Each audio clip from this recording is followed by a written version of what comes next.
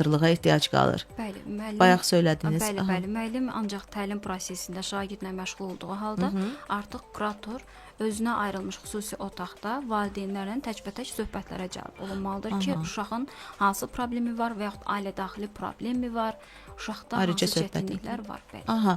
Onda belə çıxır ki, hər sinfin özünün kuratoru olmalıdır və yaxud hər müəllimin, görün nə qədər məktəbdə müəllimlər olur o zaman. Ən azından 5 sinifə bir kurator düşsə, yəni günlük olaraq müəyyən qədər dəstəkləmək olar. Və bunu deyim ki, bəzən ümumi təhsil məsələlərində bu çatışmamazlıqlar olur ki, aradan qaldırmaq olmur. Amma hal-hazırda mərkəzlər bildiyiniz kimi çoxdur və elm təhsil mərkəzində də biz birbaşa kurator sistemini tətbiq edirik. Hansı ki, ümumi təhsil müəssisələrinin proqramına əsaslanaraq və digər xarici proqramları özündə birləşdirir və kurator sistemini tətbiq edirik.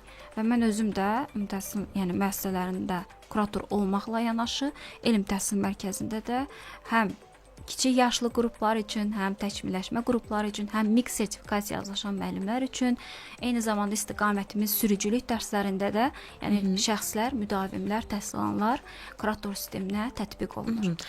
Ən çox kuratorluq hansı yaş qruplarına ehtiyac, belə deyək də, var, tələbat var? Demək olar ki, bütün yaş qruplarında bu özünü göstərir. Yenə deyirəm, kiçik yaş dövründən 5 yaşlıdan tutmuş, böyük yuxarı yaşlı, siniflərə də kurator lazım hətta olur. sinif deməyək, müəllimlərin işə qəbuluna hazırlaşan müdavimlər, sürücülük imtahanına hazırlaşan gənclər, yəni hər kəs üçün bu önəmlidir. Deyəcəksiniz, sürücülük imtahanında necə müşahidə oluna bilər?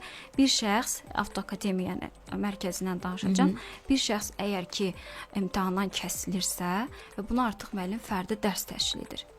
Bəli, Və sonra imtahandan keçənə qədər bu qruplarda artıq həmən şəxs üçün təlim prosesləri təşkil olunur ki, o insan o imtahandan keçməlidir. Yəni bir məqsəd qoyulur. Necə təlim prosesində, ümumiyyətcə ümumi təhsil məsələlərində müəllim ilk öncə məqsədi qeyd edir və sonda uşaqlara bir refleksiya edir. Biz məqsədə çatdığmı? Yəni dediyimiz kimi düzdür, digər dünya təhsil sisteminə biz inteqrasiya etsək belə, amma bəzən ucqar kənd məktəblərində müşahidə olunmur. Yəni belə halda təhsillər geridə qalır, amma kurator sistemi mütləqdir. Hətta mən Təhsil İnstitutu və Təhsil Nazirliyinin təşkil etdiyi yaradıcı müəllim müsabiqəsində də kurator sisteminin tətbiqi ilə bağlı layihədə iştirak etmişəm və nəticə əldə etmişəm ki, həqiqətən də ehtiyacımız var.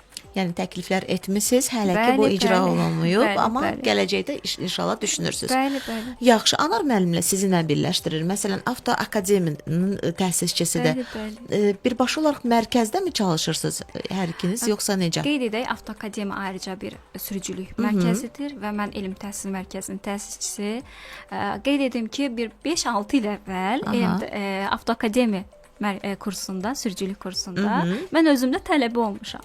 Və ikinci imtahandan keçmişəm Anar müəllimin. Təsadüfən tanış oldu. Siz axtarırdınız sadəcə. Bəli, ən gözəl yəni ünvan oldu.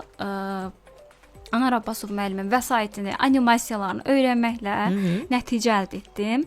Və artıq belə deyək də bu göstərişlər, bu cəhdlər sayəsində yəni sürücülük vəsiqəmi əldə etdim və elə oldu ki, təhsil prosesində də layihələr üzərində Anar müəllimdən digər, yəni belə deyək, təlim proseslərində kəsişmələr oldu və dedik ki, niyə də yox, artıq biz mərkəzi sürücülük istiqamətimiz və məhz Avtoakademiya bağlıdır. Niyə də əməkdaşlığımız olmasın? Olmasın. Aysel xanım necə tələbə idi? Kifayət qədər məsuliyyətli, kifayət qədər məsuliyyətli. Hətta demək öz avtomobilində təlim keçmişik Aysel xanım.